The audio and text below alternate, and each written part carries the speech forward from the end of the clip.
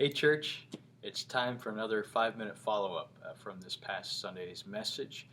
And we talked last week about how the church often has turned the cross into this sort of comfortable thing. You know, we wear it as jewelry, we put it on our t-shirts, and we often talk about even the crosses that we bear, some of the tiniest burdens that we ever even have in life, and we talk about those as the crosses that we bear.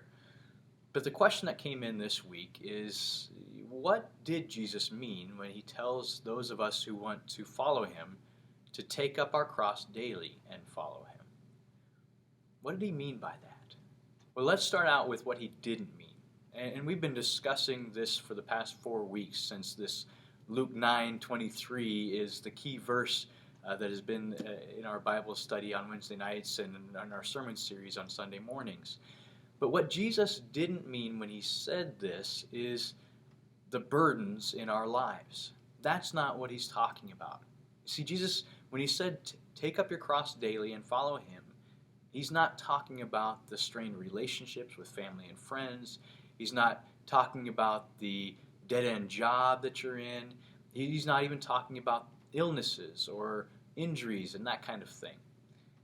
You see, when Jesus was carrying his cross up that hill so that he could be hung on it and killed, not one person around at that time was thinking of that cross as symbolic of the burdens that Jesus carried around in his life. No, that cross meant only one thing. It meant death. Specifically, it meant a painful and humiliating death. Now today, even though we appreciate the cross as a symbol of forgiveness, love, grace, mercy, and we should, because it does mean those things now, Jesus made that happen with his awesome, beautiful sacrifice for us. But when he asks us to take up our own cross daily and follow him, what he's talking about is carrying around our own execution devices, and all the while facing persecution and ridicule for it. He means that we are to die to ourselves, the ultimate act of sacrifice and surrender. And we can see that because of what Jesus says after he tells us to take up our cross each day. He says in verses 24 and 25 of Luke 9, he says, "For whoever would save his life will lose it, but whoever loses his life for my sake will save it. For what does it profit a man if he gains the whole world and loses or forfeits himself?"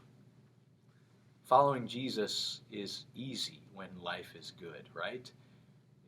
But our true commitments to Jesus shows up in our lives when trouble shows up.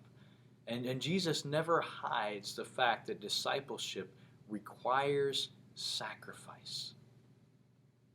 Jesus committing to him means taking up your cross daily, giving up your life, giving up your rights, giving up your desire to call the shots in your life, and allowing him to do those things. And Jesus is very clear that only if we're willing to do that can we be called his disciples. That's what he means when he says, if anyone should follow me, he needs to take up his cross daily and follow me. It's a huge cost. Huge, astronomical cost, but it is so worth it. For whoever wants to save his life will lose it, but whoever loses his life for my sake will save it. That's beautiful. Until next time, be a witness.